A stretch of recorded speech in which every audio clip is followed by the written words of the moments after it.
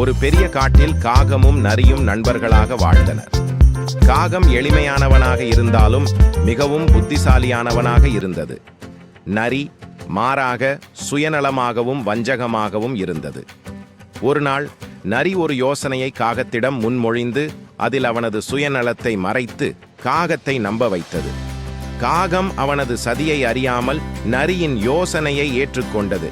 நரி காகத்துக்காக ஒரு பழத்தை பறித்து கொடுத்தது. அதனை மகிழ்ச்சியாக உண்கிற போது காகத்தை கிண்டல் செய்யத் தொடங்கியது. காகம் நரியின் வஞ்சகத்தை உணர்ந்து அது உண்மையான நட்பின் முக்கியத்துவத்தை மறந்துவிட்டதாக எண்ணியது. காகம் அதனை உணர்த்தி உண்மையான நட்பில் நம்பிக்கை மற்றும் நேர்மையான செய்கைகள் மட்டுமே நிலைத்திருக்கும் என்று தன் மனதில் உறுதியேற்றிக் கொண்டது. நரி தன்னுடைய தவறுகளை உணர்ந்து தனது சுயநலத்தையும் வஞ்சகத்தையும் திருத்திக் கொண்டு உண்மையான நட்பின் மதிப்பை புரிந்து கொண்டது.